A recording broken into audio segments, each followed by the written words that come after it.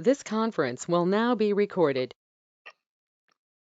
Okay, this is our second of the month advanced recurrent prostate cancer and CAN meeting. This one is on the Tuesday, the 11th of October, 6 o'clock Eastern time. And my name is Peter Kafka, and I'm moderating this from Minneapolis, where I've been for the last 4 months, but I will, by the end of the month, early November, be returning to Maui, which is my home usually. And I am undergoing treatment here, as most of you know, but I'm here for other reasons as well. So I should mention that we do have sponsorship, financial sponsorship from both Bayer and Pfizer for our meetings, and this is a big step for those two pharmaceutical companies. The pharmaceutical companies usually don't sponsor peer-led support groups, but they've taken the leap and have acknowledged the work we do and decided to jump on. So we appreciate their support. So we had a meeting last night, which I moderated, which was our first of the month low and intermediate prostate cancer group. Where usually new people find their way, but one way or another, to the group, and it's usually people that are trying to figure out their first treatment options and which way to go and so forth. And after the meeting, I'm always thinking about how people find their way to us, because we don't do a lot of big promotion and advertising, and you know, we're not out there like Volkswagen and General Motors. You know, we're not selling cars or anything. We're just helping each other. But the right people find their way to the doorstep here, and it's changed the lives of many of us and many who come through these portals over the months and years. So it's just interesting how it's usually through the internet that people find their way, or through some personal connection or of another. So we have 2 new people on tonight, and they will get priority. But first, we're going to go to Dennis McGuire, because he has something important that is pertinent to all of us, and I'm going to give him the floor right off. Go ahead, Dennis. Thanks, Peter.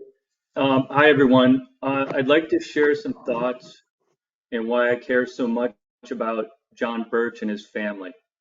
John was like a brother to me. We have the same background and had many similar experiences during our lives. We were friends for over 10 years, but it seems like we knew each other forever.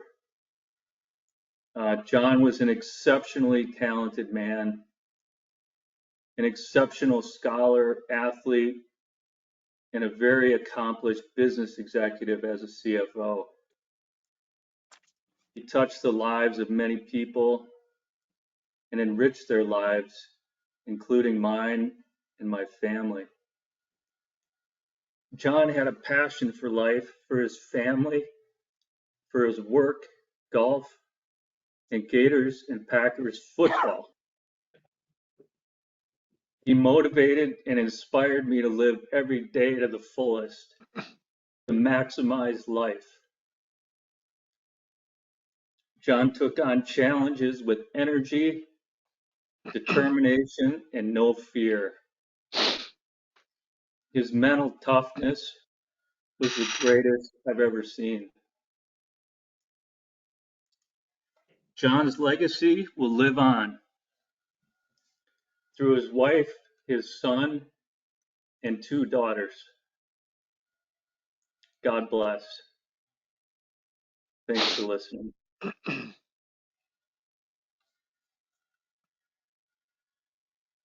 Peter, can I just say a thank you, please?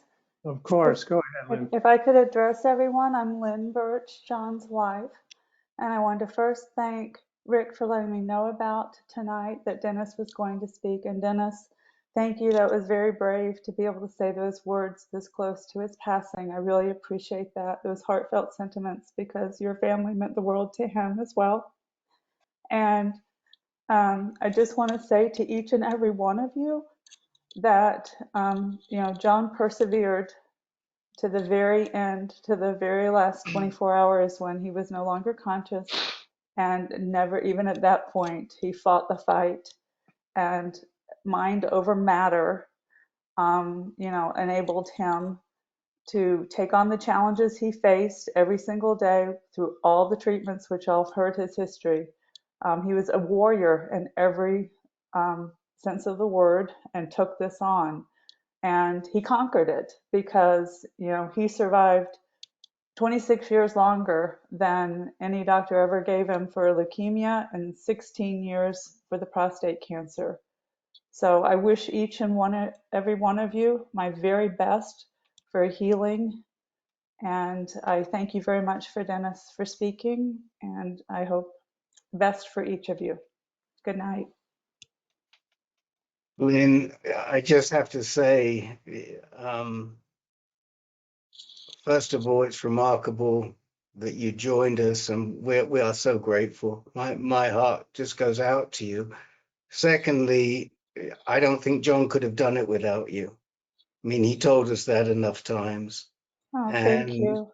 for everything that John gave to you and to Dennis and his family and everybody else, I suspect Dennis will agree that that your support was probably the most single important thing he had. And I just want to say it was an honor and a privilege to support John, and it's been the same to support you in our Care Partners group.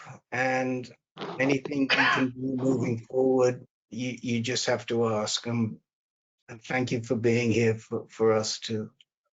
Thank you for all your support, Rick. I appreciate it. Good night, gentlemen. Thank you. Good night. Thanks, Lynn. Thank you. Yes, this is shaping up to be a tough year for us, and losing anybody is a big deal, because we grow to not only hear each other's story, but identify with each other's story and know the challenges that we're all going through. To us, we're not statistics. We're not just a number. We are a living, breathing human being who's been fighting courageously for sometimes years, as John did. So, Peter, Peter, on does that Rick want to score, add something? yeah, Yeah. on that score, it really saddens me to have to add another person that we learned about today, who was just a fine, upstanding, huge-hearted man. He gave so much of himself to other people. Most of us wouldn't know about that. I do, because I had the privilege of having lunch with him when I was in DC in March. We learned that George Degnon died on Sunday, and he just had a remarkable spirit, a remarkable sense of humor. I know we made a difference for him. He was 82. He back in March was lithe and spry, and during the summer he decided to take our virtual art class.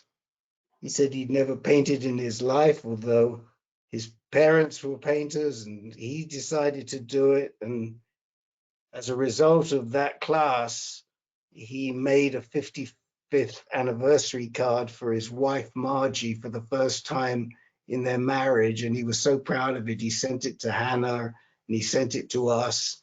And he just couldn't believe that at the age of 81 or 82, he'd learned how to paint. And I think that probably is a great analogy for how George lived his life. And sadly, he was a Kaiser patient in Virginia, and we just couldn't get the care to him quickly enough that he needed. But his memory for me certainly will always be a blessing. And if you look at the picture of him on the in memoriam page, that also is just typical of how he lived his life. You got to look at it. I'm not going to tell you what it is. So, Peter, let's get to the new men. Okay, Herb, did you have something you wanted to add quickly? No, I think it was just, I knew Rick was going to have to say something. Okay. Well, while we're on the subject, I think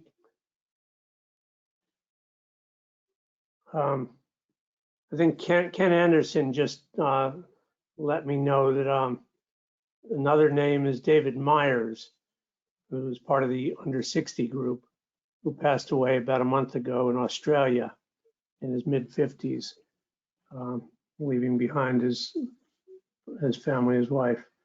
So, as I said, this is not shaping up to be a great year for us, sadly, but you know, amazingly enough, I think we started out in January with a collective memorial service, if I'm not mistaken.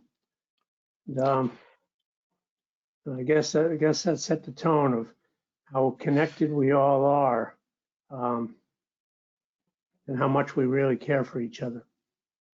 So, no small thing, not at all. Anyway, so we are here to help each other, to hear each other, and to carry on as best we can, to use our experiences, our collective experience, put our heads together and our hearts together, and help each other not only survive, but thrive as long as we can, and not let this disease or anything else beat us down. So in that sense, we've got two new people on that I know of, and we're going to start with James Davidson. And I'm going to ask you a few questions, James. And I think you said you were on last time, so you kind of know how the drill works. And we'll give you a chance to tell a bit of your story and see where we can help each other. Okay. Thank you. James, where are you from? Where do you live? Houston, Texas. Good. And how old are you? I am 65 years old. Okay. And when were you first diagnosed? I was diagnosed almost a year ago, almost exactly a year ago. October of 21. Okay. And what happened at that point? Was your PSA high? Was it a routine exam? What led to that diagnosis? A routine visit to my PCP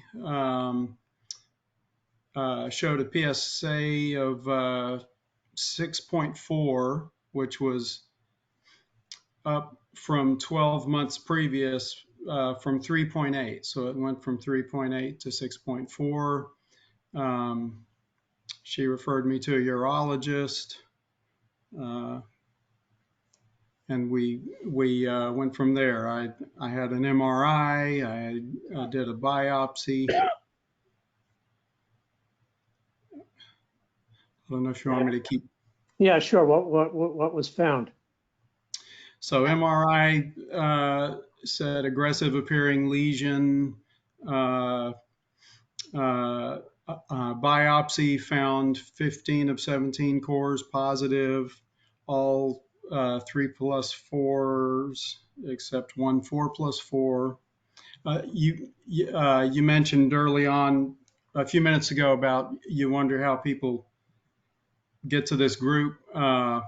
friend of a friend here in Houston mentioned this group and sent me to put me in touch with Joe Gallo. And of course, at that time, I thought I was in a different group, and I think I shared my Gleason scores and stuff with Joe, and he said, "Oh, you need to be in this other group." So here I am. Anyway, went on to. I ended up with Dr. Brian Miles here in Houston, and him doing a prostatectomy in December.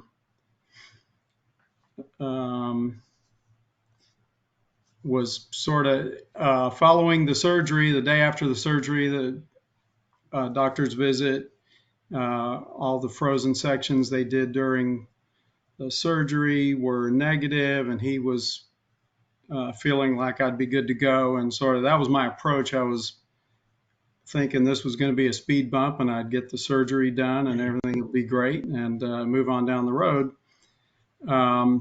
Surgical pathology report was not that at all. The surrounding tissues were involved, and that got me a referral to Dr. E here in Houston.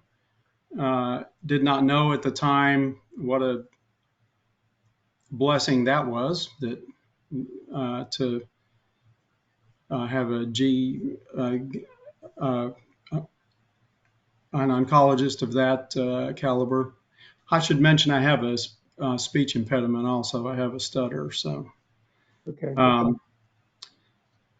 Anyway, I went on and got a meeting with her and ended up having radiation, 39 treatments of radiation from June through August of this year. So finished that up a couple of months ago. And now I'm sort of in between, I guess. I'm getting ready to have some follow-up visits with the radiation oncologist, the Dr. E.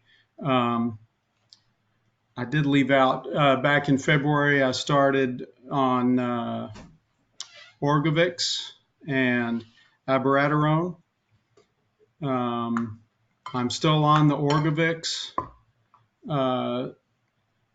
The abiraterone, along about June, a few months after I started the ADT, my liver enzyme numbers skyrocketed, or we discovered that they had skyrocketed, and Dr. E paused me on the abiraterone, and after 6 or 8 weeks of staying off the abiraterone, the numbers got back down in normal range, and so I'm currently on Orgovix only, and like I say, waiting to do follow-ups with the radiation oncologist and the urologist, and I guess determine next steps. And that's part of what I'm wondering. What would typically, where am I here? What would next steps look like? It's been quite a year for you from your description. I'm sure it's turned your life upside down for sure. What's your PSA? How's that been bouncing around since surgery? Well, PSA right after surgery was going back up. It was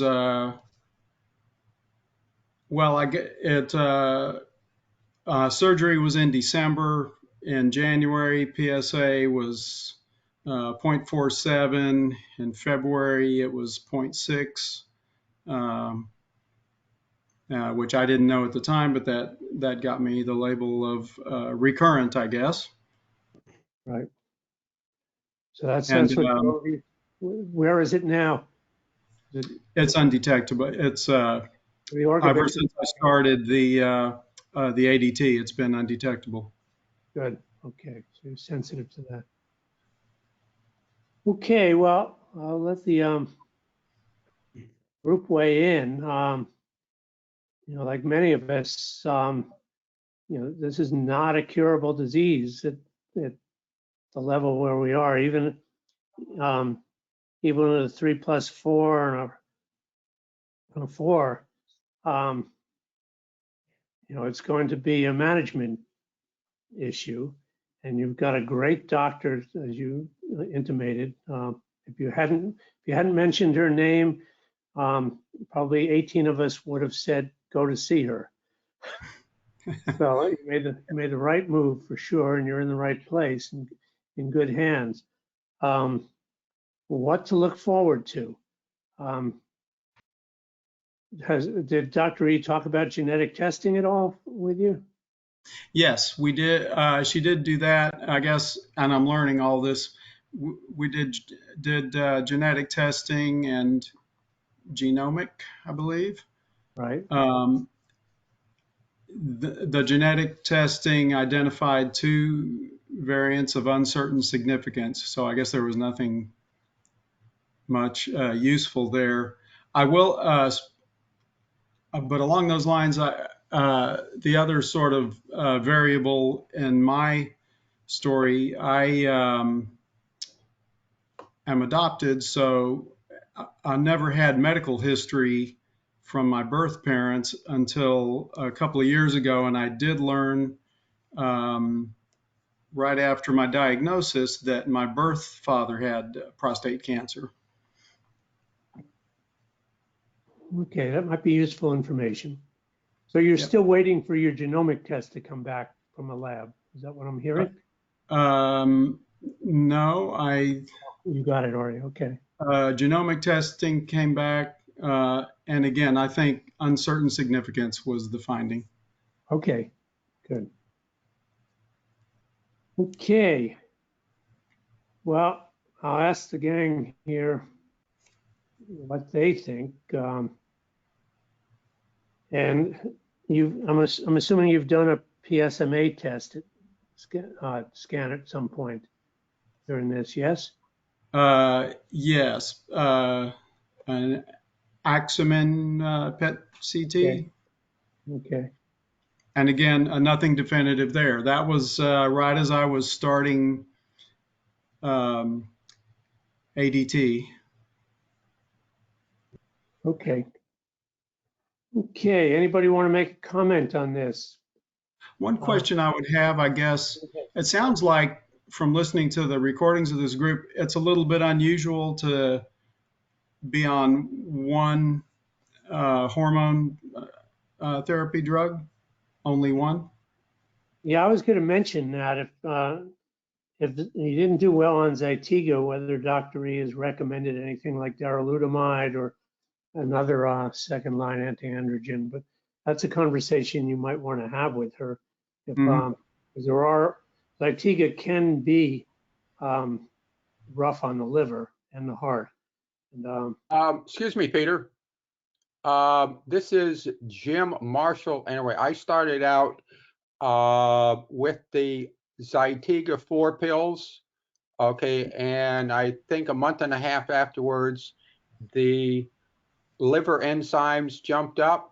So then I was dropped to 3 pills. And the way I understand, you can even drop to 2 pills. And so anyway, I was on the 3 pills for close to 5 years. No problems at all. So James dropping is from 4 to 3.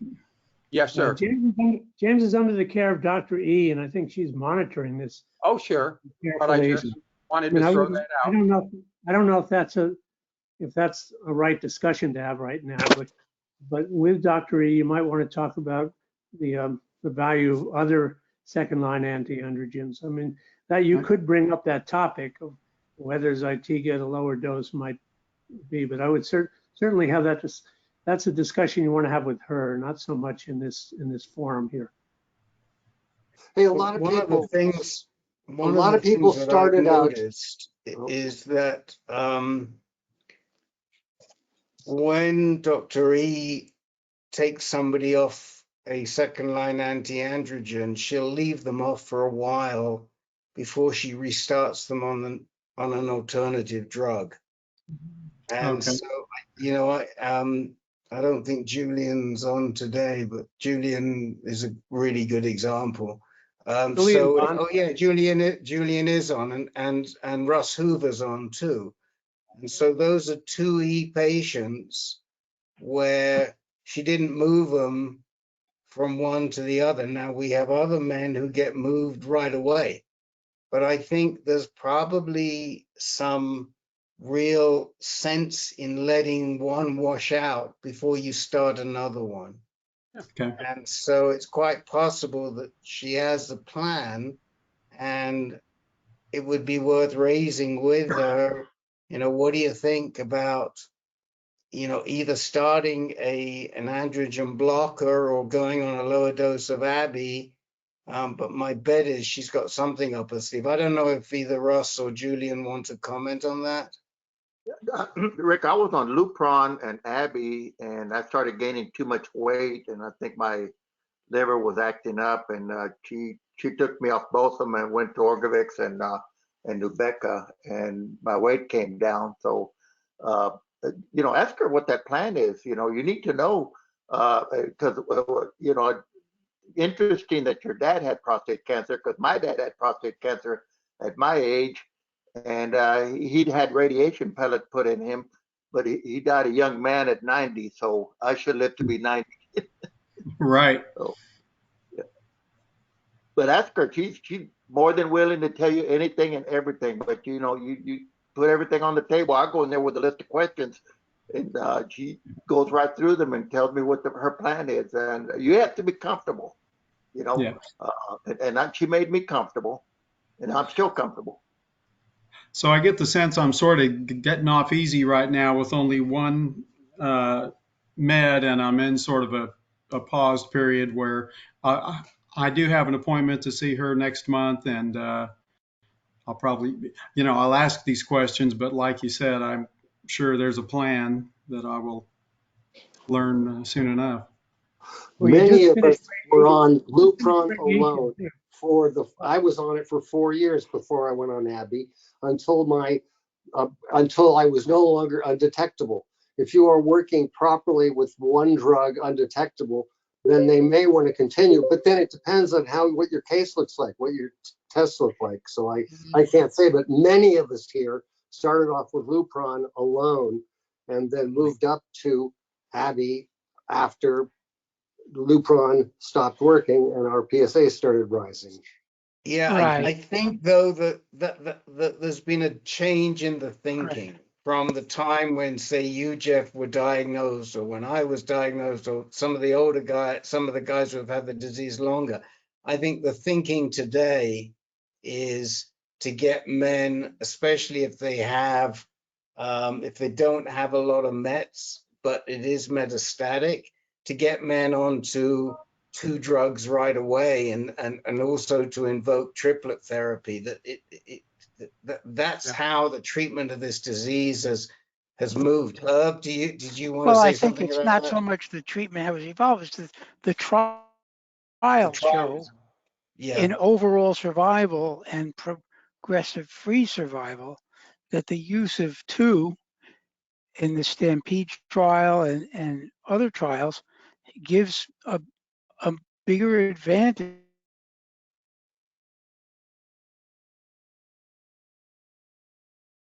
Herb, I think you're freezing up, or is it just? Over.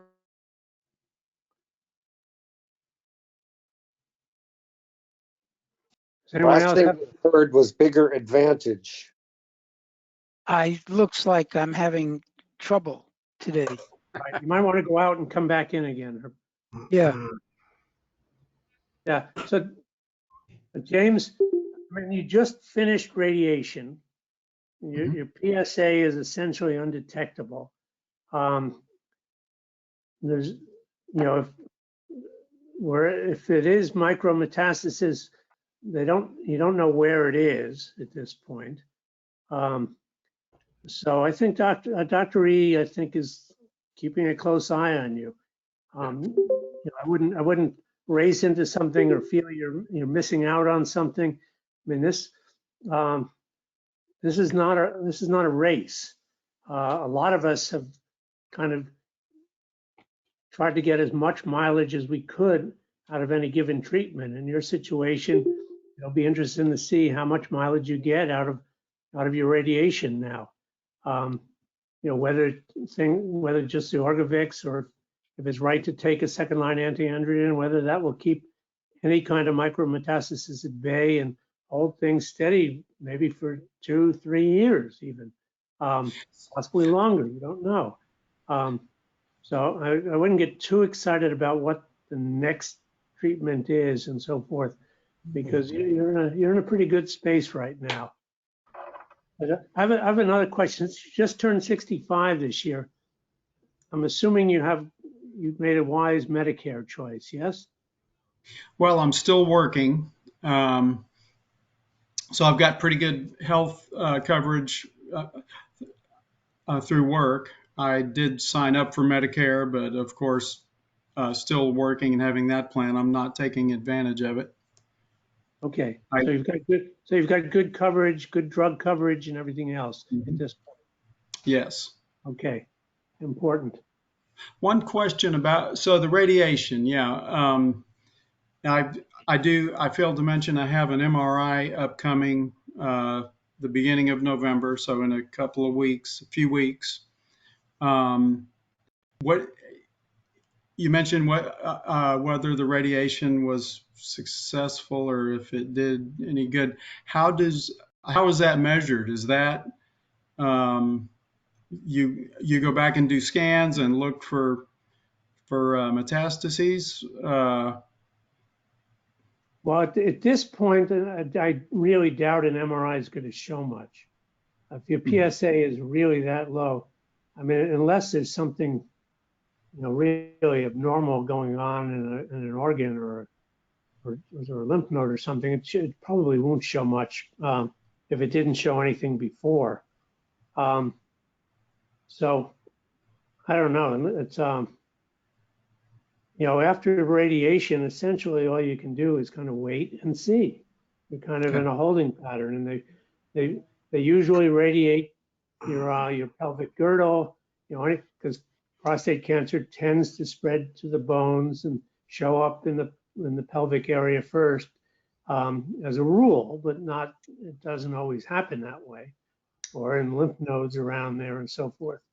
But I don't know if, you talk to Dr. E, but more scans and MRIs right now probably isn't going to lead to much or show you much, or until you're going to watch your PSA pretty carefully, and just keep an eye on it. And if you start noticing any kind of incremental movements where it starts, even at a low level, starts doubling every month or 2 or 3, then it might be indication that something's on the move. And don't be afraid to let it climb a little bit until such a time where you can do a scan that will show something. But I don't know. Anybody else want to weigh in on this? Yeah, I do. James, how are you feeling? I feel great. I have felt great throughout this thing, and in fact, once I started on the ADT and got up to speed on some of the possible side effects of weight gain and loss of muscle mass and such, I started working out and changing my diet, and I'm really in better shape than I've been in years. So to answer your question, I feel great. That's the answer we're looking for. That's for sure. How long have you been on the Orgovyx now? Started at first part of February. So great. That's great. 6 months. Yeah, I mean, I'm in a good place. Like Peter said, if I can feel like this and go along with this disease and feeling like this, I'm feeling pretty good about it. Is your testosterone being monitored also? Yeah, it's sort of intermittent. We've been lately. It's it's been not so much. That's a question too. What do you think is a reasonable interval where we should be checking that, Well, doing labs? as anyone would tell you, you got a great doctor and they will guide you on that. Typically it'd be every 3 months, but it could be more frequently, who knows? But the regular testing of testosterone is going to tell you if the only thing I think about the Orgovix alone, the way it was put to me, the reason I had a second line drug in part was to drive the testosterone as low as possible in preparation for the radiation. So my testosterone was under 10 for the entire time I was on treatment. It used to be more of a goal to get it under 50. But I think they're going for it a little harder now. I don't know what that's going to mean for you on the Orgovix, but you don't have to worry about that. What I love to hear is that with your testosterone being driven down, certainly low, I'm sure it's below 50, it's probably be lower than that. Yes. That you are taking care of yourself, and the fact that you educated yourself and you know what you have to do to thrive is music to all of our ears, I'm sure. Yeah, as soon as I started the ADT, both my PSA and my testosterone dropped. My PSA undetectable and my testosterone has been below 10 since March. Perfect. That's beautiful. You may or may not get a second line, but of course that's up to the doctor. Thank you. Okay, James, we're gonna move on to another new person, but I mean, I think we'd all agree that you're in good hands. You're in great shape, and you know, we're very proud that you're doing as well as you are. I mean, as I said, it's been a pretty intense year for you to do all this in 1 year, from diagnosis to prostatectomy to whole course of IMRT radiation. A number of us have been through that, and we know what it's like, and it's life changing. But you'll do okay. And just ride it as long as you can, and just be thankful. Thank you. Can I just give you? Can I just give you one quick word for comparison? There's a fella that started in our active surveillance group and then decided he really needed to be in the low intermediate group, and he decided to get surgery, and he came into the group last night, and he tested 3 months after at 1.79, right? 1.79, Peter? 1.7. So he'll be in this group next week, but it's not unusual. I mean, it happens. And so, you know, be comforted that you're not alone in this situation. And when Ian comes into this group, hopefully you'll be here so you can give him some encouragement, because that's what he'll need. Yeah. Well, thank you, and thank you for the time this evening, gentlemen. Okay, thank you. Hey, Peter, before we move on, I just want to ask James Davidson one question. If he's gotten a bone density scan, because we all know that's really important when you get on these hormone treatments. Yes, I did get a bone density right after initial diagnosis, and all I've got is the finding was negative for osteoblastic metastatic disease. Oh, good. Perfect. That's good. A different test, though. Yeah, about a different scan. You got a bone scan, I think, instead of the DEXA scan. They're easy to get them confused. A DEXA scan. Yeah. I'm sorry. The DEXA scan is bone density, not bone. No, right. I have not had that. You want to talk to Dr. Ree about getting that, because you know, I think you may have been told one of the many potential side effects of the ADT is it's your weakening of your bones, and that's pretty standard operating procedure to get that bone density scan, that DEXA scan, periodically, so that you can monitor what's going on, and if need be, you can get a bone strengthening agent. So she should be really familiar with that. But I think a lot of guys agree that's one point of treatment or point of care that sometimes gets a little bit overlooked. I will mention that. Thank you. Good point. That's what's so great about the exercise too, James. The exercise will help preserve your density as well. Yeah. Right. Okay, Kurt. Now you got a good idea of how the drill works here. Kurt, where do you live? Minneapolis, St. Paul, Twin Cities. Oh, that's where I am. Actually, in Falcon Heights. So, Okay, I'm in St. Louis Park right now. uh-huh. Okay, and how old are you? 68. Okay, and tell us a little bit about your journey. When were Saga, you yeah. diagnosed?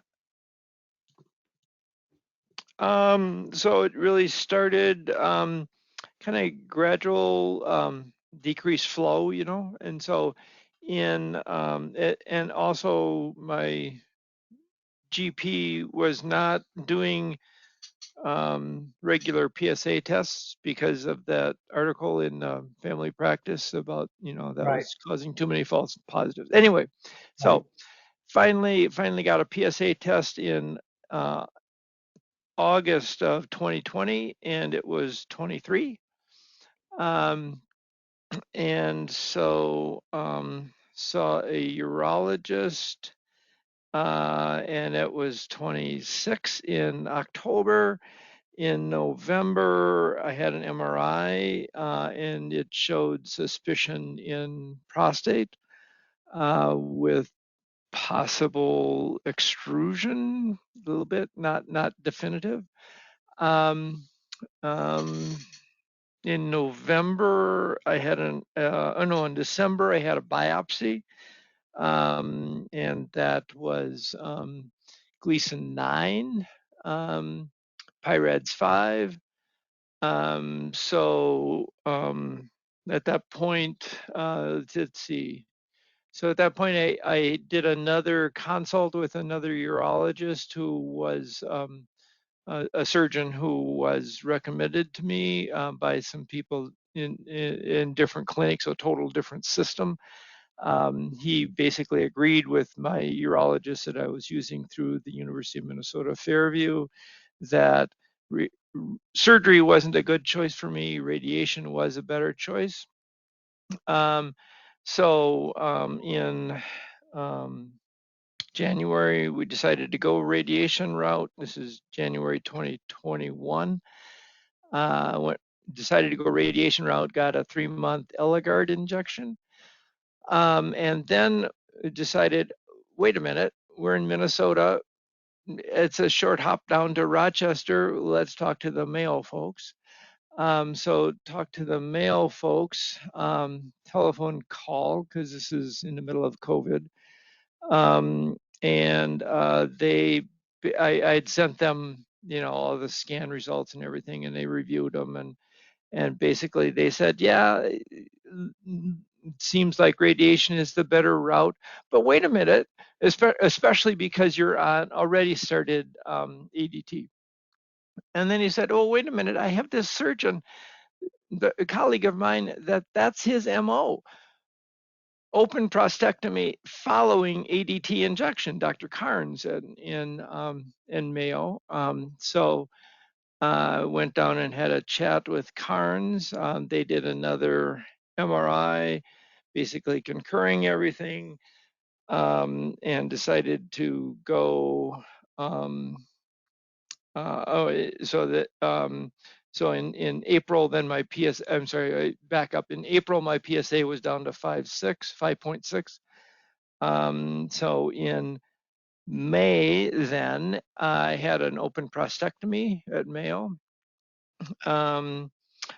Let's see, and I confirmed the Gleason 9, blah blah blah. In August, then my PSA post-surgery, 3 months post-surgery, my PSA was 0.2, not 0. In September, it was 0.32. And in November, it was 0.58. So something was missed. And so in February, and so then in November at Mayo, I had a PSMA scan. This is with Gleason or PSA of 0.5 or 0.6 or 0.58. So that now I'm seeing Dr. Kwan in Mayo because Carnes has referred me to Kwan in Mayo just as a handoff to follow up post surgery.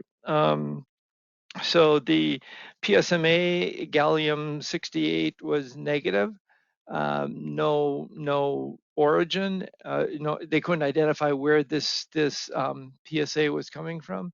And Kwan is very much of the he's not going to treat anything unless he knows what he can see. What was your PSA when you did the PSMA scan? 0.58. Yeah.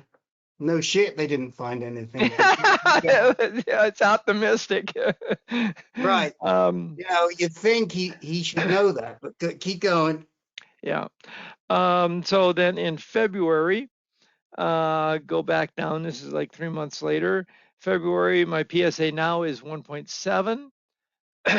So they do a choline PET scan, and they identify metastases in the prostate bed and a slight suspicion of focal activity by my L3 vertebrae.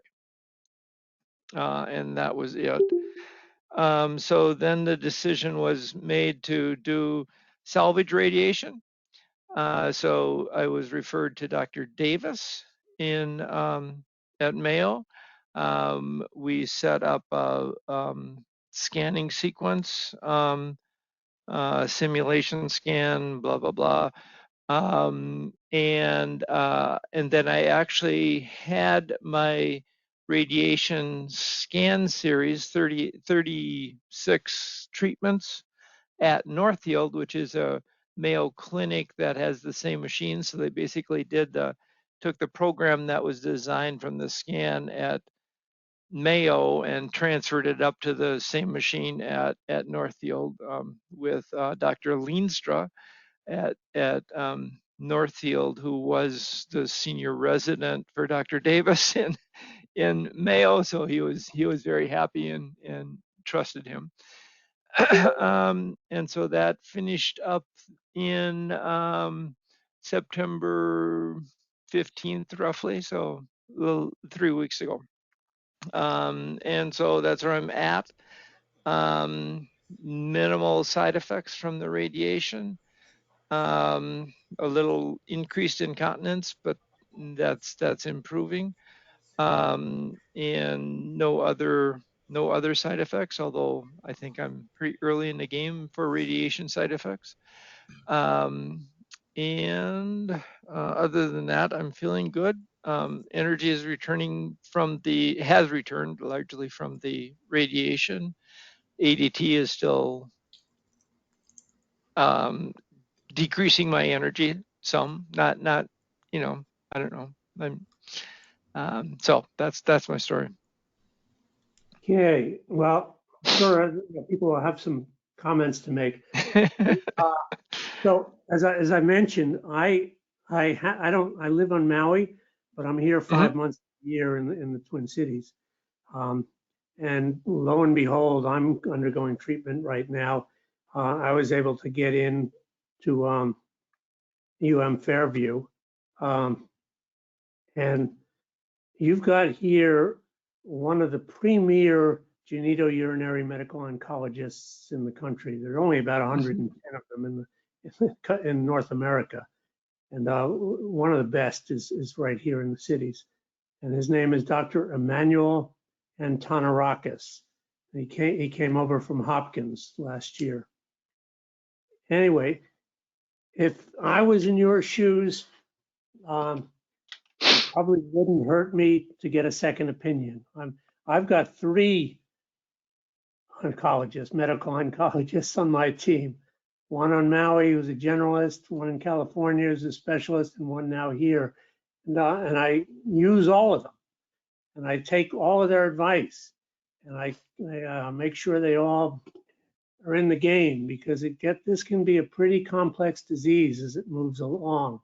I mean, you've been through some major surgery, you've been through the major radiation, but this will be an ongoing thing. Yep. And Mayo's Mayo's world renowned on some levels, but they have a little bit of blinders on because they have a certain way of doing things and seeing things.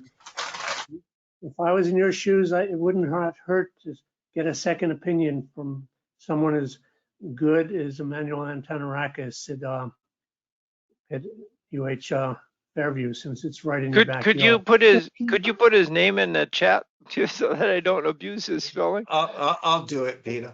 Okay. I'll do it with a link. So Peter, I don't know that I would consider it a second opinion. So Kurt, who is your medical oncologist? Currently Quan. Quan is not a medical oncologist. Quan is a Okay. urologist. Okay. Who you don't have a medical oncologist, is my understanding. By that definition, yeah. And you have systemic disease. Mm-hmm. So I would go one more than Peter and say, you need to have a GU medical oncologist as your quarterback. And Quan certainly has led you down the garden path where you're still in jeopardy, big time. And I feel like if you need to see Antonarakis. Okay. Because this is now a systemic problem. I mean, spot radiation may manage it and it may not, depending on where it is and how much radiation. The surgery certainly, it got rid of your prostate, but in retrospect, radiation might have been better. But you got to go forward now, and you're forwarding systemic issues. Mm-hmm. So, for example, did anybody do any genetic testing on you? They did not. They did not, which is essential, because both in terms of germline and in terms of the cancer itself has mutations, which can be which are actionable, as many in this group can tell you. They'll lead to specific drug treatments for your disease. So that's clearly needed, and that's something that you would get from Antonarakis. I mean, it's not just needed, it's the guidelines. It is the NCCN guidelines. I mean, I'm always a little leery. I mean, people know my opinion, but I feel that Les, if you would like to say anything, you are more than welcome. You should feel free to speak up. But I can only endorse what's being said. I mean, what a cock up. I mean, you're there ready to go with salvage radiation. You're a Gleason 9. All you got to do is run the nomograms, and the likelihood of surgery alone being sufficient is probably going to be very, very low. How many cores were positive in your original biopsy, Kurt? Let's 15 out of see. 17. It was a large number, yeah. So, you run that nomogram, and it tells you, because I did the same thing, it tells you surgery is not likely to be the answer, and so give you the choice, and you're probably going to need radiation anyway and hormone therapy. Then they decide to do an open rather than a robotic. Then they do an open and they don't see what's in the bed. I mean, hello, they're doing the open so they can see clearly what's there. And I mean, I'm just, it's truly disappointing. I think that the advice, I understand why you feel that Quan can handle the disease right now, because he does treat advanced cancer, but he is not great when it comes to systemic side effects. And really, we believe that a GU medical oncologist is more appropriate. And you have a great choice in Antonarakis. I mean, he has a great bedside manner. He's a very good man. He knows us too, by the way. He does know ANCAN quite well, but he's a really good man. And if you have any difficulty in getting to him, give Peter a holler or one of us, and we'll see what we can do. But I think that's probably where you need to be for your ongoing treatment. I shouldn't say that. I can only say if it were me, that's where I would be for my ongoing treatment. Mm-hmm. Right. Russ, you're on, and you see Antonarakis, right?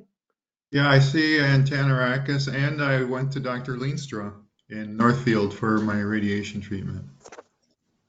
And yeah, I'm very happy with Antonarakis, and I still would intend to consult with Dr. Leenstra in addition to him if I have questions. Yeah, and I live just probably less than 2 miles from your Kurt in Como Park. Oh, okay. Yeah. And I'm a Gleason 9 also. So. Okay, we can, we'll make the connection. I'm making a note to make the connection between the two of you afterwards. Okay. Thank you all. Yeah, and Russ, we should probably sit down because I'm going to be leaving in a couple of weeks by the 1st. Oh, so okay. we should get together before I leave too, just to. Yeah, that sounds good. Chat again. Yeah. Okay, I'll reach out to you. Anybody else? I didn't hear. Well, I didn't hear what Kurt was on for his ADT. What drugs? Eligard. Currently, I'm kind of in the middle of a 6-month dose, and so due up to get a second 6-month dose, or a second dose. I'm going to see Davidson Mayo in December sometime. So why don't you go see Antonarakis first before? Yeah, yep. You know, one of the things we find with a 6-month dose is that they sometimes don't last 6 months. Oh, okay. Has your testosterone been measured regularly? Yeah, less than 10. Okay. It's 8, I think. Yeah, it's really at the back end, Kurt. I mean, we none of us would get a 6-month shot anymore because we've seen people who have had issues in the 5th and the 6th month. But I think the other thing is the conversation we had just before with James, which is I think there are doctors today that would probably treat you with with a second-line anti-androgen as well as as the LHRH, and that's the sort of thing you're going to get from Antonarakis. So. Okay. Kirk, one other question, since we rarely have guys that have open surgery. How did the healing process go for you? It was fine. Okay. You know, I don't know. I was probably I was working at the time, but my working was sitting on a screen, so no heavy lifting involved. I was probably out of work for 2 months, or not 2 months, 2 weeks, while the catheter the Foley was in, and after the Foley was out, I was pretty much back at work. So Good. Okay. Yeah, it's just it's not common anymore for guys to get open surgery. I mean, so many guys have gone to robotic at this point, and that's very quick recovery. Yeah, Kurt, did they explain to you why they wanted to do open surgery as opposed to robotic? Because of the start of ADT prior. So just feeling that it would be easier to remove the prostate through the open incision rather than robotic removal. That was how it was explained to me. Interesting. Never came up in my experience, but who knows? Never heard of that. Yeah. Okay. Anybody else have any questions, or Kurt, do you have any question for the group or concern? Or No. other than appreciation. So Okay, well, thank you for joining us.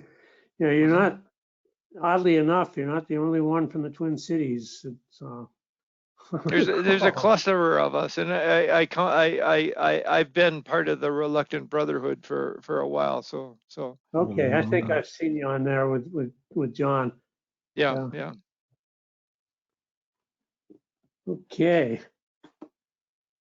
Okay, let's move on to some of the rest of us.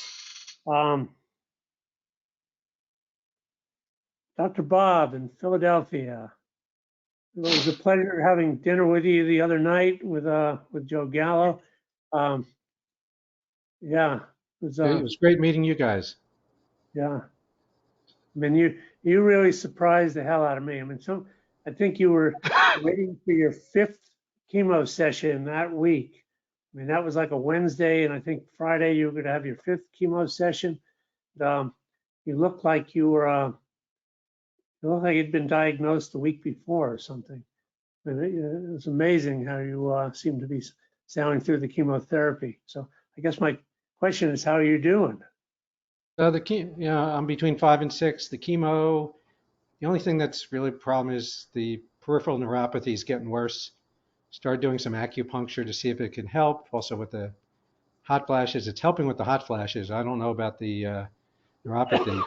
The question I have today, though, is I had my 5th chemo 11 days ago, and like 3 or 4 days after, I got this red mark on my arm, maybe not even an inch above where they placed the chemo, basically tracking the vein up.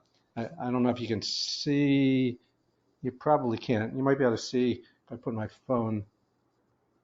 Oh, yeah. It's not where I was injected. Yeah. It looks the same a week later from the time I first noticed it. It came out maybe 3 or 4 days after. Itches a little, slightly sore to the touch, not raised. Anyone run into something like this? I know the vein couldn't. I got probably 3 different spots when I was doing chemo burns. Yeah. Okay, right by the where the injection no, site not was? necessarily. One was on my wrist. Another one was on the back of my forearm. I'm not sure. I remember where the third one is. But So no rhyme or reason. Yeah, I mean the first one by the wrist was just down from where they were putting the chemistry. Yeah, see, this is right above. So I was thinking maybe a little dripped out onto the skin, but yeah, no, they said this was it happens, but yeah, you want to make them aware of it so they can watch it more closely. Yeah, no, I did. I sent a picture, the same picture through the portal, and they're just, keep an eye, any sign of infection, get right to us. Okay, I was just curious if anyone else has had that happen. Thanks. This is Jim Barnes. I've also had this happen, and I had 3 or 4 patches crop up, and they gave me steroid cream to get rid of it, and it seemed to help quite a bit. So it reduced the inflammation, and some of them are completely gone. Okay, thanks.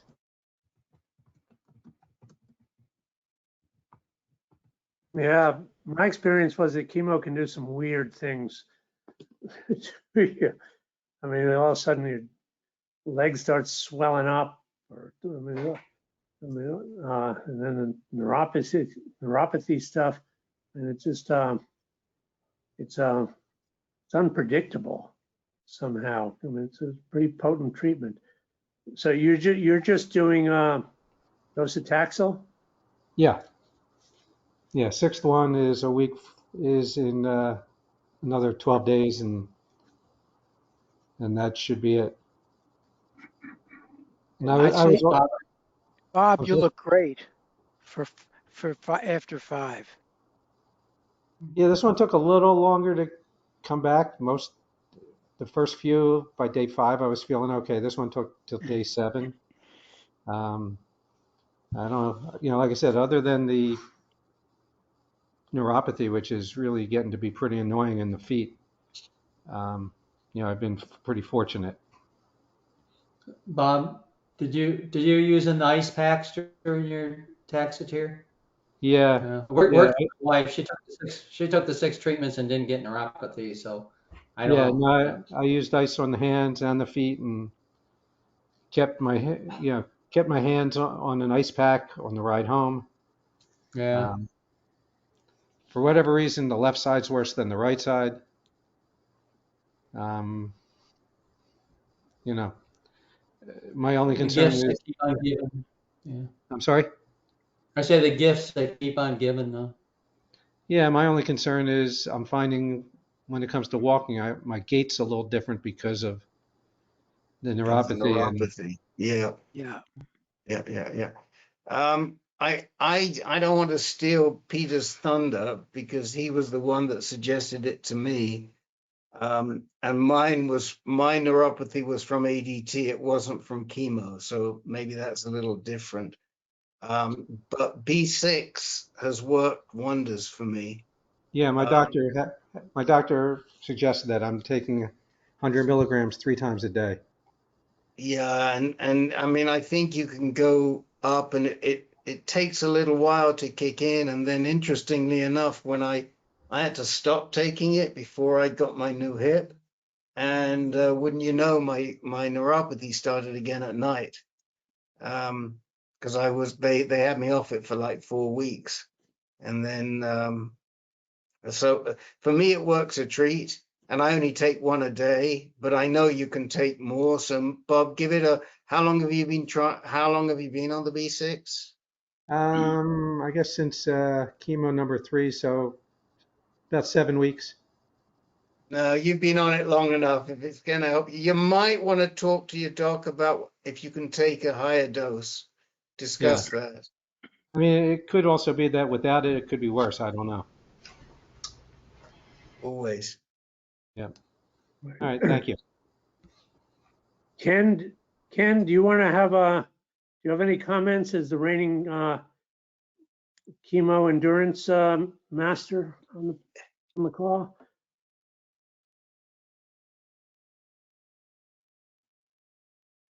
You might be just listening in. Okay, but some of the guys here have been through 20, 30 sessions of chemotherapy, which is astounding to me. But it's amazing what our bodies will endure. Yeah, I found acupuncture helpful. I mean, I'm 2 years out and I still have neuropathy in the feet, but it's not debilitating. It's just kind of a little bit of annoyance right now in the balls of my feet and toes. But wearing socks sometimes is helpful. Yeah. Any other questions, Bob? Okay, thank you. Okay, other than that, are your numbers, is your PSA and everything looking good? Is the chemo starting PSA when I was diagnosed was 28.2, and right before the last chemo, I was down to 1.1 and change. Good. And I had to stop abiraterone because my bilirubin shot up right before starting chemo.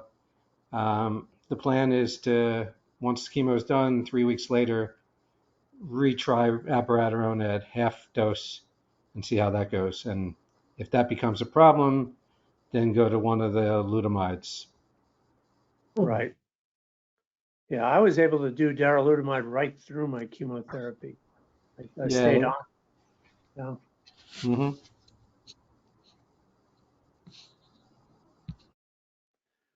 Okay, any more questions for Bob? Anybody? Or comments? Okay, Tony. You gotta turn your microphone on, Tony. There you go. Hi. I was wondering what the advantages of genomic testing are. I guess from my understanding, they can't change or alter anything on that.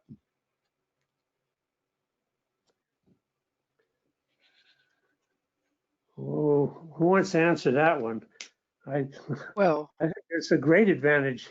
I mean, they've changed and altered they led to my chemotherapy and changed that right. whole, So, what my so, drug regimen was when I did chemotherapy. That was all so driven by my genomic testing and the results of it.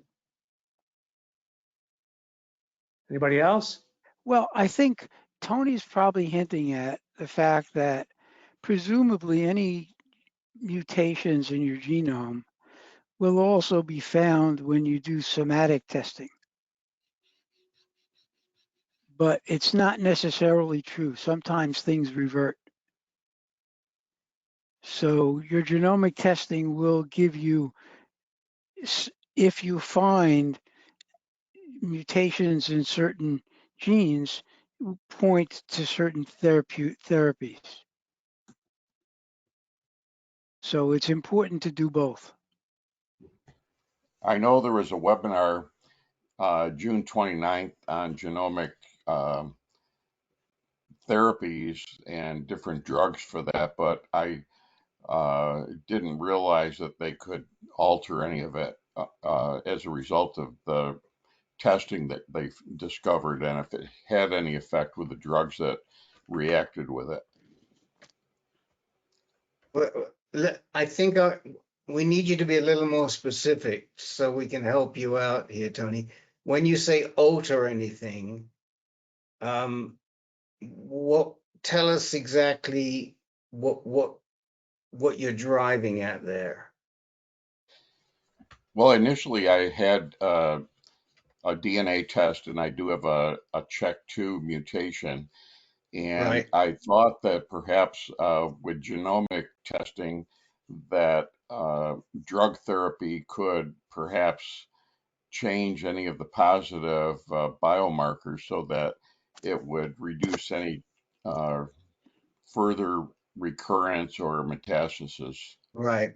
So I think there's something different here. I think the way that it works generally is that the testing that you do, whether it be germline or genomic or both, indicates what drugs are appropriate for you.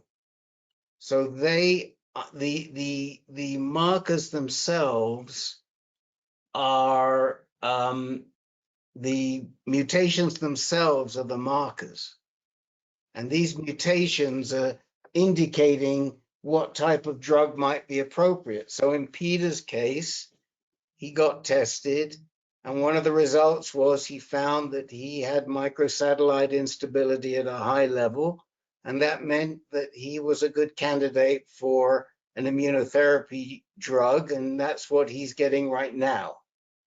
Now, the drugs usually are not going to change the genome. They're certainly not going to change the germline. The germline is what's inherited. They're in every cell, and they rarely change at all. Although there are that on occasion, I do believe that germline can revert to wild type.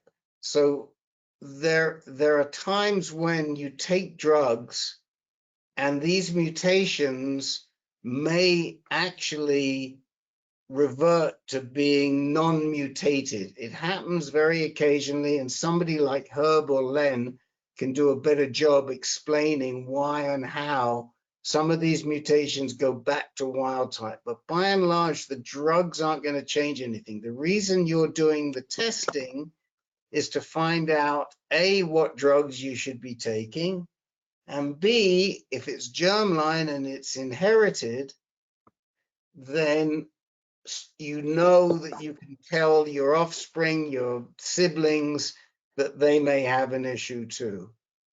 Herb, how did I do on that? I thought you did fine. I mean, it's rare, but it is possible for mutations to revert because just like it's time, mutations accumulate, they can go the other way. It's rarer that they go the other way, but it can happen.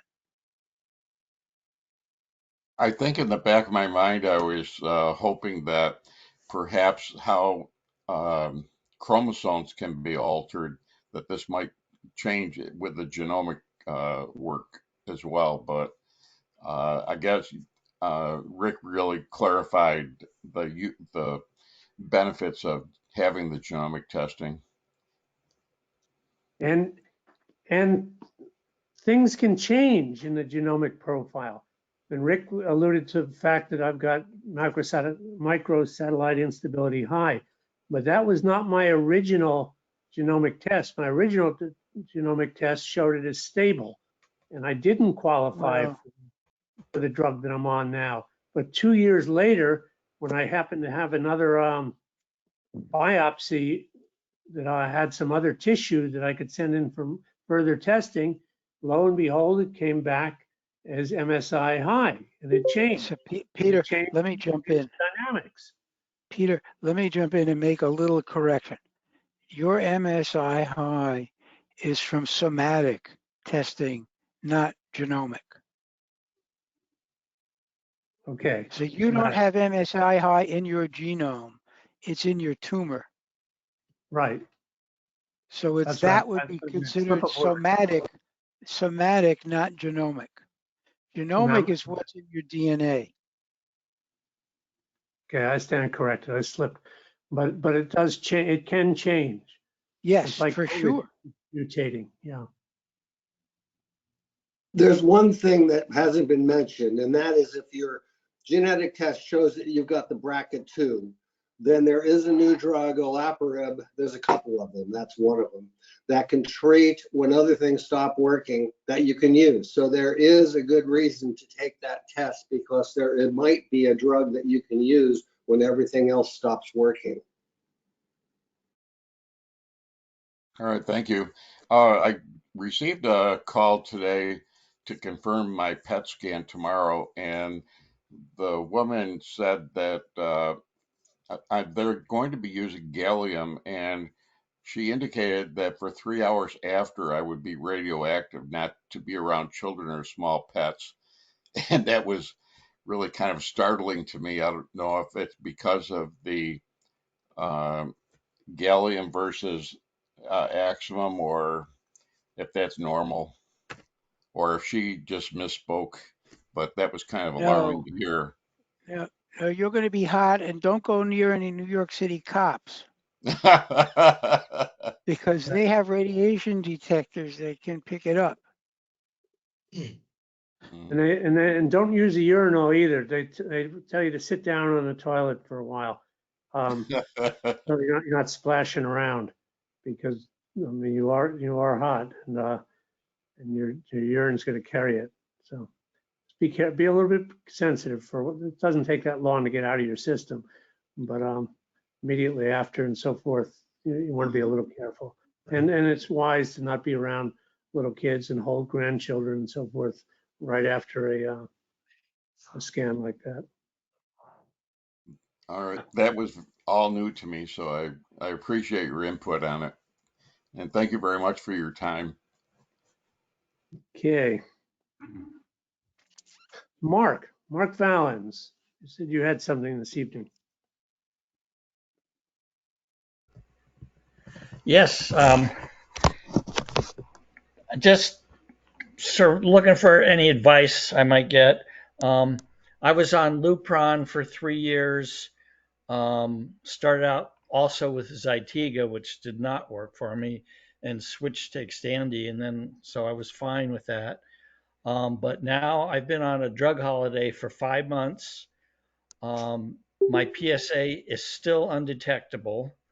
I feel a lot better, except I still get tired pretty easily.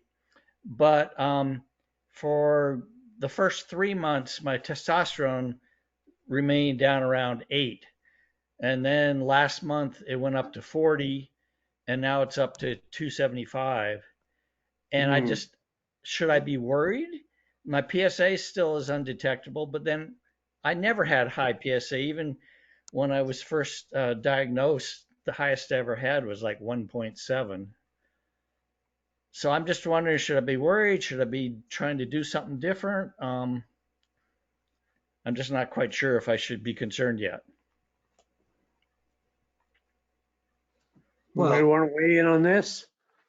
yeah, I mean, everybody when they go on drug holiday is waiting for the day when their testosterone returns to a relatively normal level, because that's why they went on the drug holiday, because they want to feel better.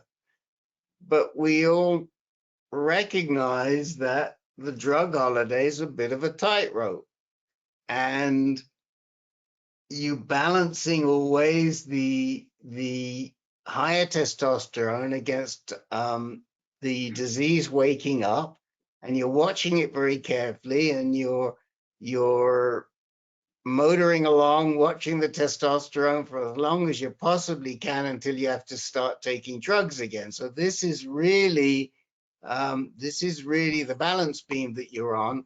I think that the person who is the most expert in this field is Len.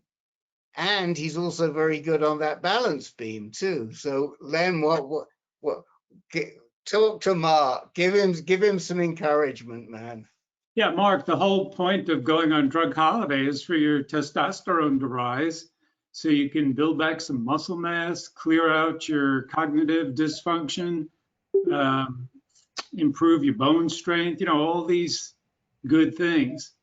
Your bone marrow, your red blood cell counts, white blood cell counts will all recover. These are all reasons why you want your testosterone to go higher. Now, if someone like you who, as you say, doesn't produce much PSA and you don't trust the value you're getting, you should be scanned periodically. Maybe every What 6 kind of months. scan? What's that?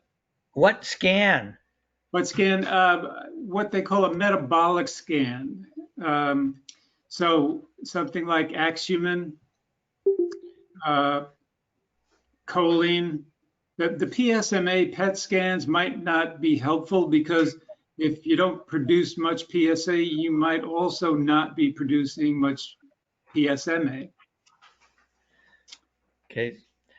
Both Dr. Roach and Dr. Borno keep saying, oh, as long as the PSA doesn't come up, don't worry about it. And my PSA hasn't come up, but the testosterone definitely has. Yeah, that used to be the thinking that, oh, no PSA, no problem. But we're learning more and more from a lot of medical oncologists, you know, now that we have these powerful drugs that suppress the PSA, that you might still see radiographic progression. Uh-huh. Yeah. Okay, I had an Axumin scan way back at the beginning, but that was before I, had started the Lupron. But so maybe that's one I should do again. Yeah. Dr. Borno would probably, easily tell you, let's write it up for you. Yep. She said, don't worry about it. What's your PSA level, Mark, right now? Undetectable. So, one of the issues is that probably you're not going to see very much on an Axumin scan whilst you're undetectable. But once you start moving off that undetectable level, you might want to get an Axumin or a C11 or something earlier than other people would because of the fact that you are a low PSA, you make very little PSA, and that's the discussion to have with Dr. Borno. I think as long as you're undetectable, they're saying, great, enjoy it, and they're how often are you testing? Once every 3 months? Once a month. Once a month. Okay, that's great. If you can handle once a month, perfect. That's perfect. And just keep watching it and trust the fact you've got 2 terrific doctors and they know that you don't make a lot of PSA. They haven't forgotten that. But you might ask them when you do move off, and you'll be telling us when you move off, but when you do move off, maybe something other than a PSMA might work for me. But it is very difficult, and it's a special situation when you don't make a lot of PSA. We do recognize that. So don't be too worried about the testosterone back to normal. No, enjoy it. Enjoy it. Well, most of us wish we were there. Yeah, Mark, you want to watch out for one thing. If you continue to do well in your drug holiday, you may begin to wear fabulous shirts like Len. So beware of that as a side effect also. Okay. I'm getting ready for Florida, Jimmy. Yeah, whatever, dude. Well, thanks, guys. I just wanted to check in to see what else I should be thinking about. Okay. Rich Jackson, welcome to the herd here. We want to hear from you.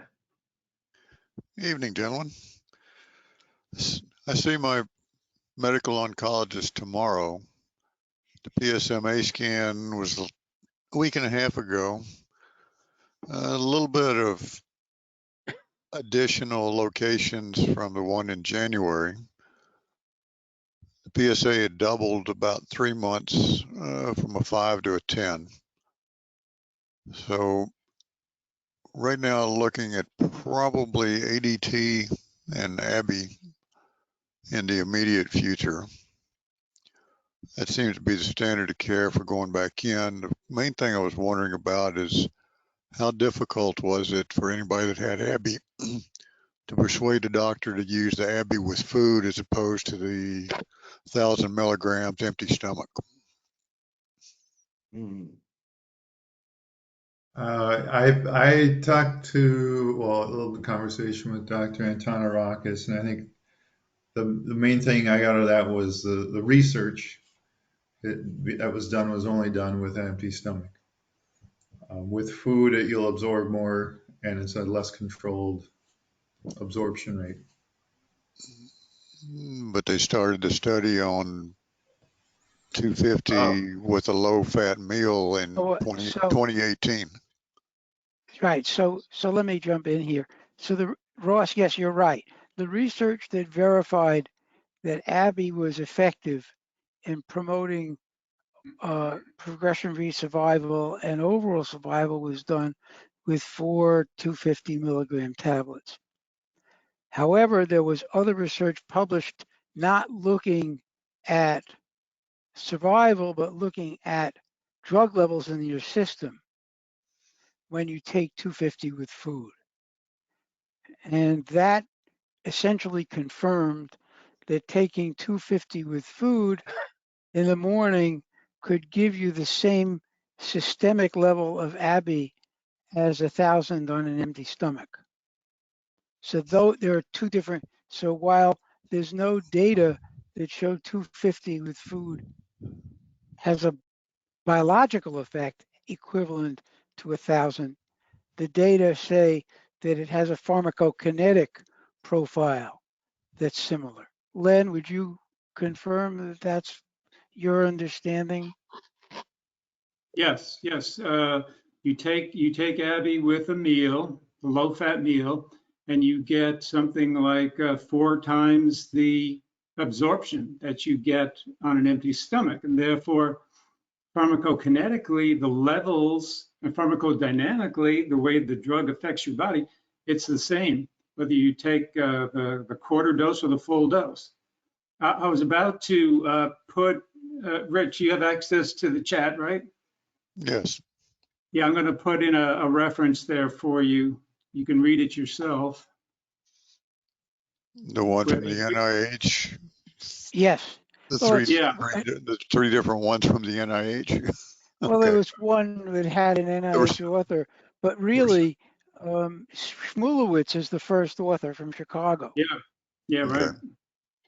Russ Shmulewitz is the first author. So, Rich, how you were just, supposedly you had talked to your med onc and say, I want to do this. And I would doubt if they're going to fight you. Well, Yeah, the only I'm, thing that I'll insist on is that they're 250 pills as opposed to 500s. Rich, this is Yeah, Dennis Maria. I've been on this thing for a year on this low dose with food in the morning, and it's working great for me. Okay. The pills come 250. You take 4 of them if you take the 1 milligram. They're in 250 or 500, depending on how the script's written. right. The drug, so the branded drug stopped making 250s because of that. So the generic, Oh, you wow. can get it 250, but not others because they didn't want people just taking 250. And the initial clinical trials for Abby was fasting 1 hour before or 2 hours after. Right. That was the Absolutely. only official Absolutely. testing that's been done. Everything else Well, is what's a, kind of not hearsay, but it's nothing that I bumped well, into that was, totally this is equivalent to or not inferior to. well, as Len and I both said, pharmacodynamically, there's data from that paper Right. that they're equivalent. In terms of a trial, nobody's going to do a clinical trial because there's no money in it. Right. So now it's simply a question of the different discussion points that you can bring to bear and how flexible the oncologist may be. Right. As long as they're 250 pills, he can be as flexible as he likes. There you go. There you go. Is there any? And of course, the elephant in the room is the cost.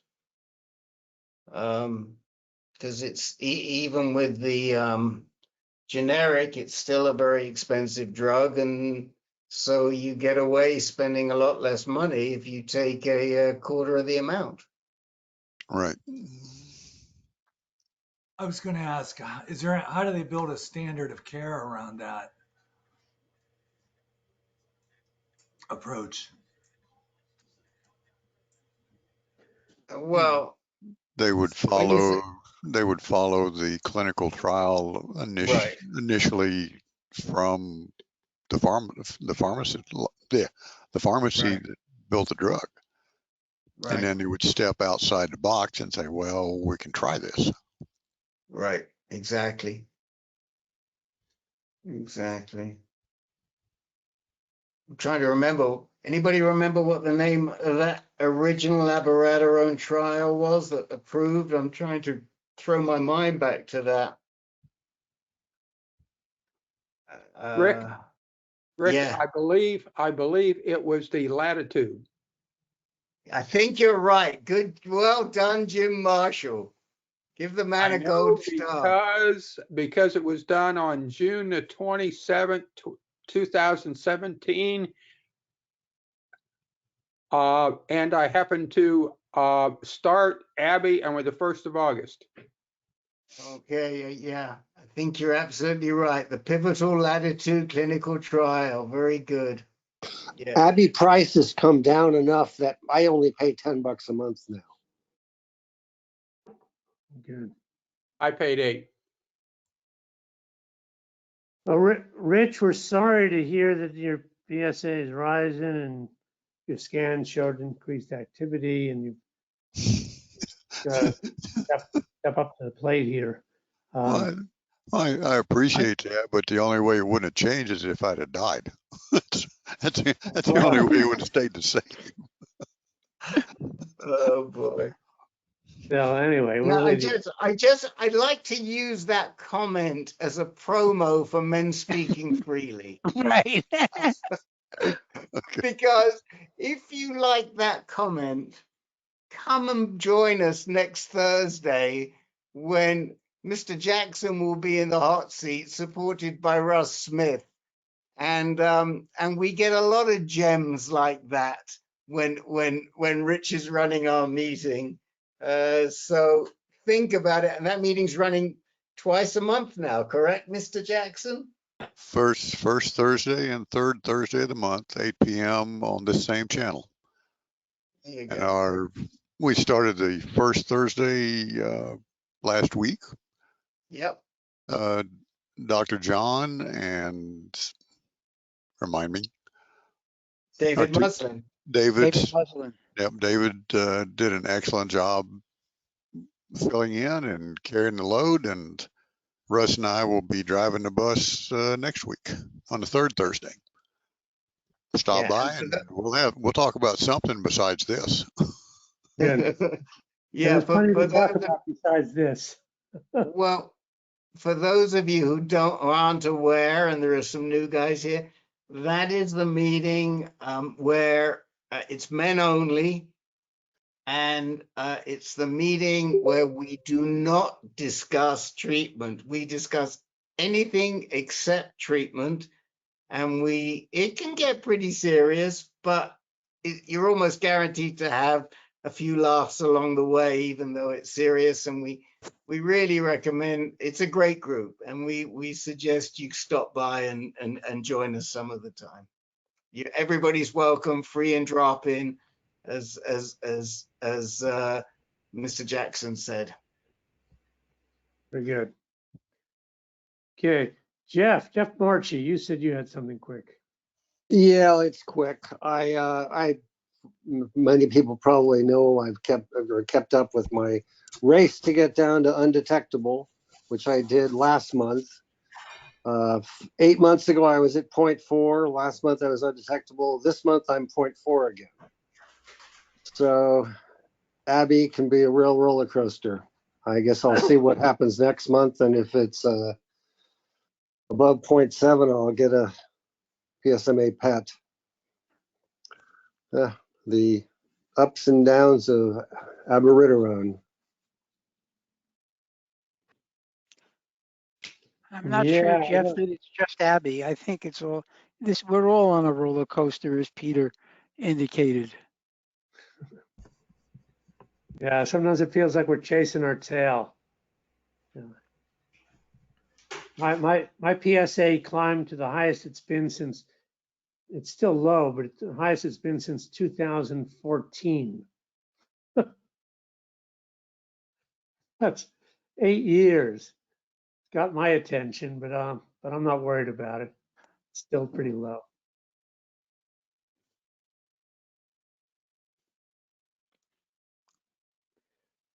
Yeah, I mean,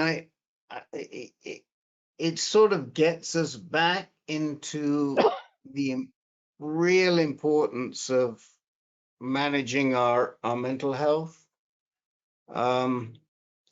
because sometimes that can be our worst enemy in terms of the anxiety that it generates, and we all understand it, and we all get it, and nobody dismisses the anxiety at all. But some of us are fortunate enough to handle that anxiety better than others, and that's why we have at ANCAN a bunch of mental health programming, like the Men Speaking Freely group, to try and help you handle the anxiety. Unfortunately, Dr. John's not on here today. I'm sure he'd have something to do with it. He's in San Diego visiting his daughter. But I just want to say that that role at the roller coaster is a very, very difficult animal to wrestle, and so anything you can do to manage it is favorable. I don't know if Len would like to add to that. Len is somebody who's done such a great job managing the anxiety, and we've got other people on here who manage it well too. We've got a few who don't manage it so well. Len, do you want to say anything about managing the anxiety? Well, I don't really feel qualified to be giving advice on this to others. it just somehow comes natural to me for whatever reason. I have kind of a Zen outlook on life. I don't worry about things I can't control. I do the best I can to stay alive, and whatever happens, happens. Probably not useful advice to most folks, but it works for me. I guess everyone has to find their own answer. In my case, I've found I have the ability to not think about it. Yes, at times it will come up, but the majority of the time I don't think about it.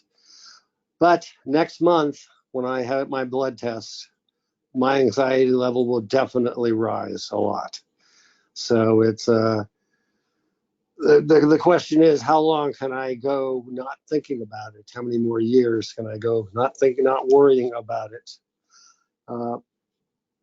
One never knows. Right. And things keep changing. I mean, I was thinking when Bob he was talking about chemotherapy. You know, some of the therapies we're on, I know the one I'm on, has a compounding effect. So I mean, you might do fine for a while, and then all of a sudden, out of the blue, you just start going. You know, all of a sudden the roller coaster starts heading down at terrific speed, and you find yourself gripping the handrails there because you weren't expecting it. So it isn't just the expected, but sometimes the unexpected that you've got to ride.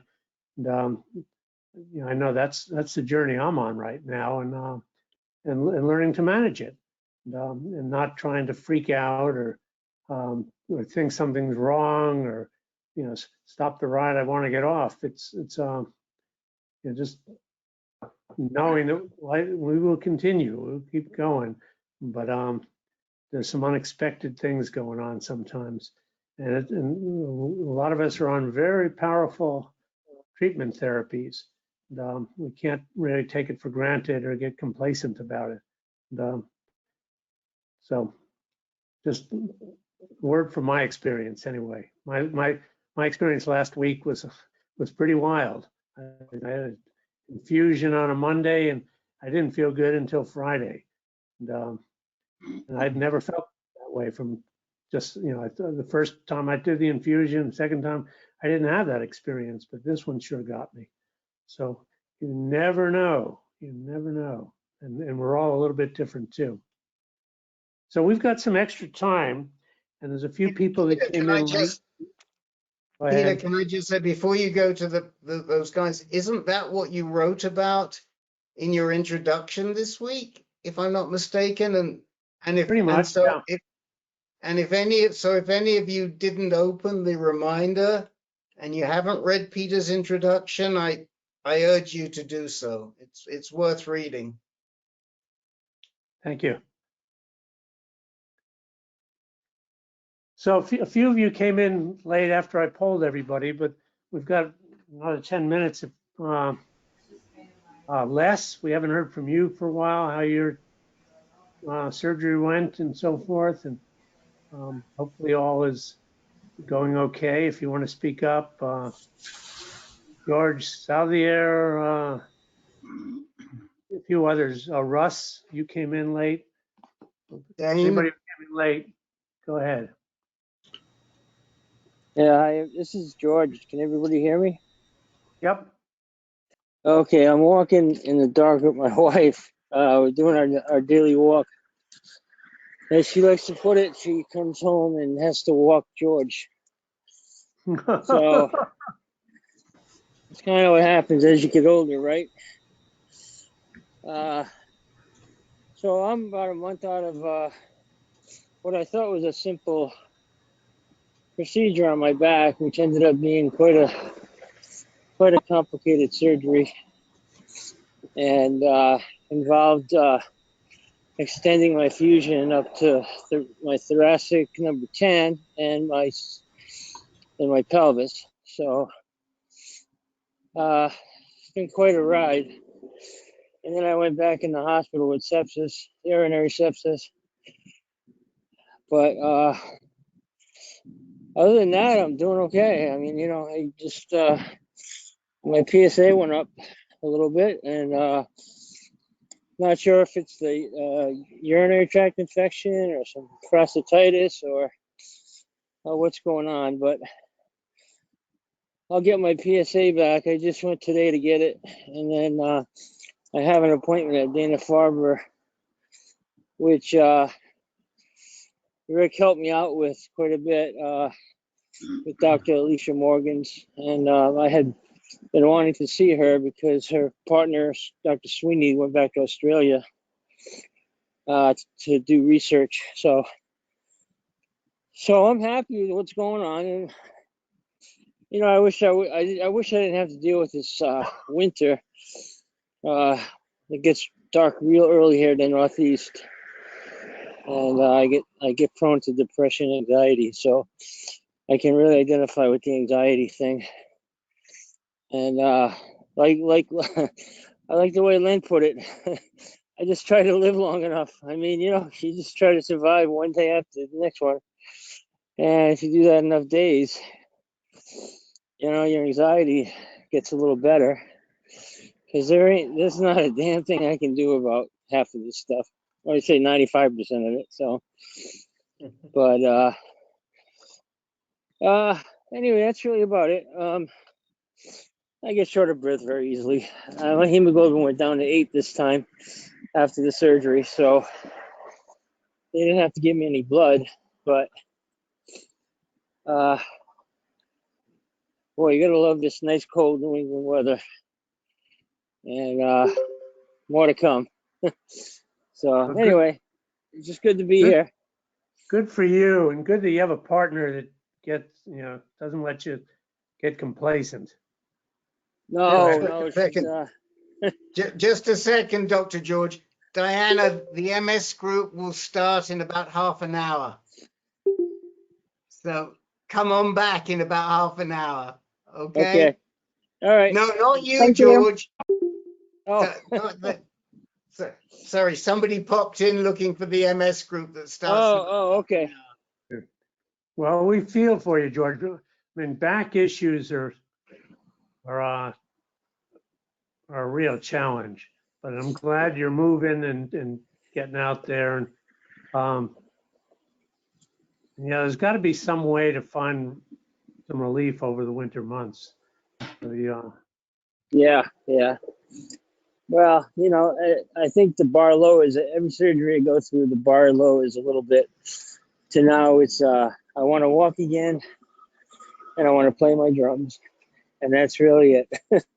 You know, before I was going to run marathons again and triathlons and do all this crazy stuff that I used to do. And, you know, I don't have to do all that. I can just be satisfied with walking and just enjoying life. So, and I'm grateful. Every day I'm grateful. So that's real important, I think, is a gratitude every time you wake up in the morning. Yep. So you got to have that. Otherwise, it's not even worth it.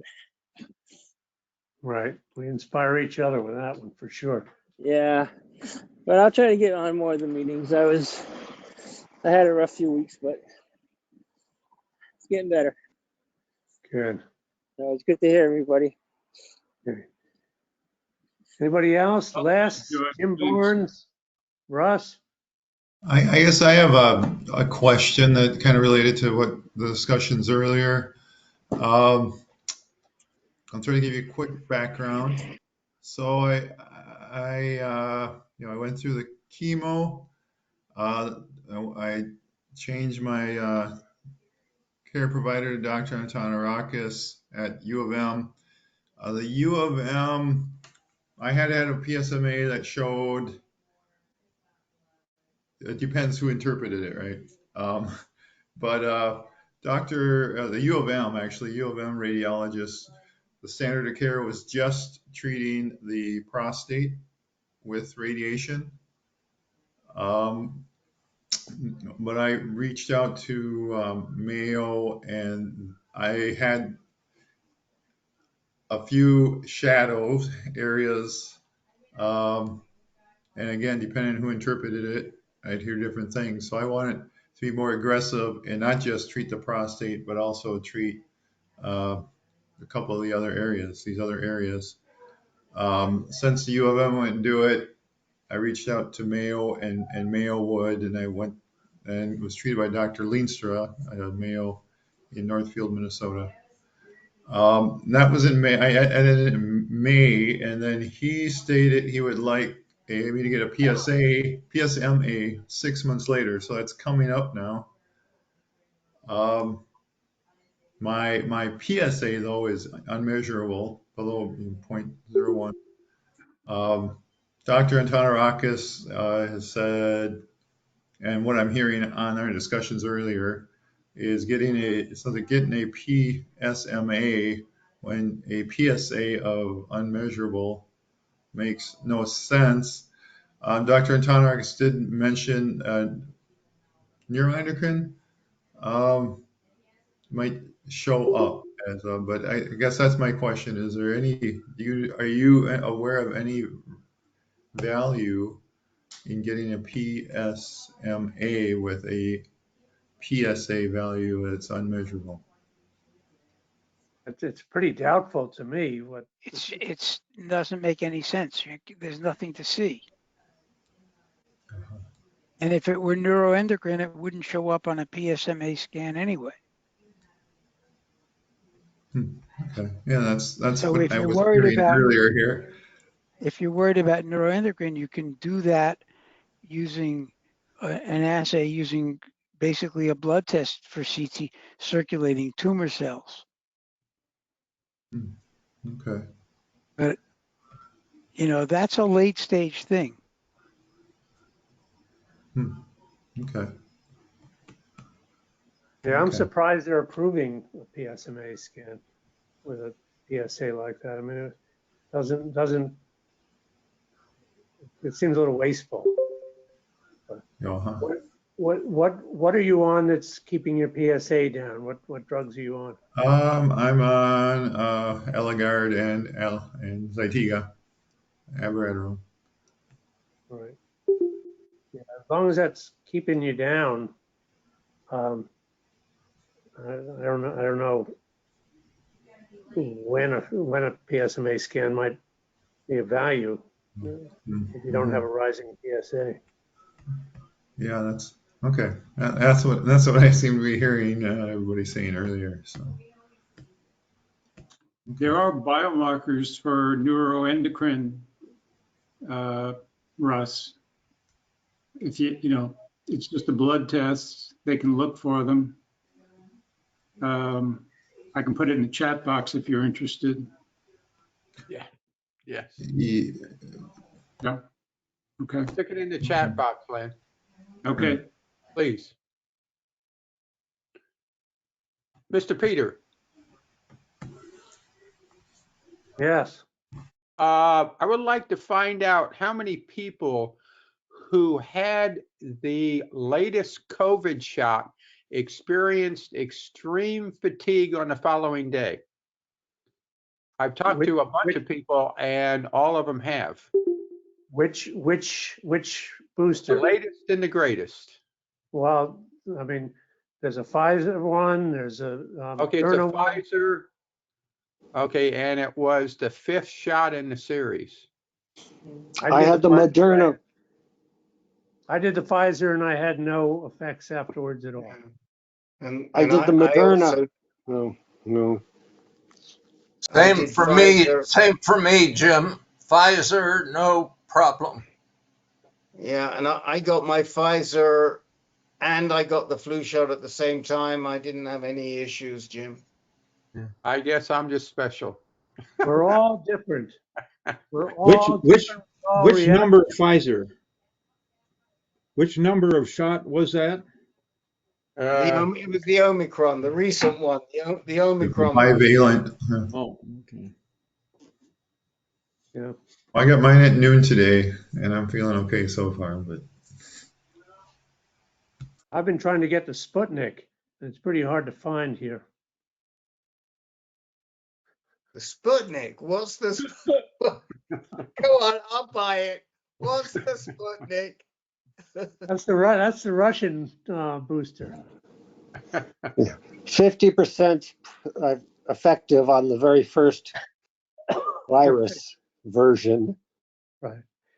Anyway, I think we've come to the end of our time. So, Yeah, Len just put, for everybody, Len just put the some of the markers for neuroendocrine. Thank you, Len, because I can never remember them. But Russ, you might want to just make a note of those. I mean, I think Dr. Antonarakis will know them well, and the issue is, should we test for any of these if you have suspicion? I mean, also, Mark Valens, you produce so little PSA. It's a valid question to put to Dr. Borno. These markers that Len's pointing out. Okay. I will also mention to you that there is actually there's another lutetium product made by Novartis that is directed towards neuroendocrine disease and has been used for a while now, lutetium dotatate, also known as Lucretia, is it? I forget what it's called. It might be Lucretia. I can't remember what it's called. But anyway, just saying. Okay. Okay, guys. Lutathera, Rick, is that what you're thinking? Lutathera, thank you. Lutathera, that's it. Lutathera. Okay. Lutathera. But that's really for somebody who has very distinct neuroendocrine disease. And I've never heard of it used in a prostate cancer environment, but if somebody came to me and said, boy, my disease now appears to be neuroendocrine, I would be suggesting they explore that. But I don't think that's your situation at this point, Russ. You're doing great. So, they'll tell you that's not for you if you ask them right now, I think. Okay. Yeah, it's been a great meeting. And, just in closing, I just want to give a shout out to Rick, who was he's always on this call, and he's always on the low and intermediate call with me too. Last night we had a new guy from California who isn't even diagnosed yet, but but chances are he's got something going on. But he's known for a number of years he's BRCA2 positive because of inherited mutation from his mom. And within an hour after the meeting closed, Rick had already set up an appointment with him at UCSF and a consultation with another BRCA2 doctor at UCSF.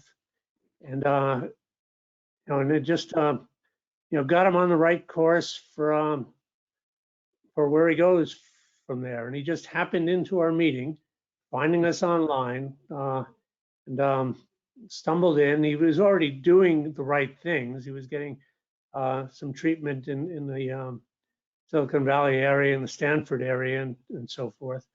But he was, willing to take his disease seriously, if he, even at the early stages, and he's jumped on the train. And I just wanted to thank Rick for opening doors so quickly. It's amazing how fast it was. So we've all experienced some of that over the years. So one of the great advantages of this group, that we have people that know the docs, know the players, and are willing to go the extra mile for us and everyone else.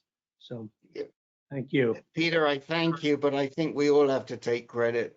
I mean, the reason it works is because the docs we have credibility with the docs, and we don't abuse it. And so when we reach out to the docs and we've got something special for them, they just respond to us, and we're very, very fortunate that we have that credibility, and that's what can make the difference for a lot of guys. And so anyway, but thank you so much for saying that, Peter. I thought I was going to get a lambasting from you for putting those 2 pictures in the reminder as well. No, I don't mind that. I don't mind that. Okay. Maybe. Good night, maybe, everybody. Yeah, night. maybe opposite the the in memoriam page, we should have a page of more cheerful connections that we have, and some of our happier moments on this journey. Yeah. We can start putting pictures of some of our ANCANers on those pages. I got a lovely picture of Joe Gallo and Dr. Bob and Peter. So, talk to Alexa about that, Peter. Put that idea in Alexa's head. Good night, everybody. Good night. Good night, guys. Good night.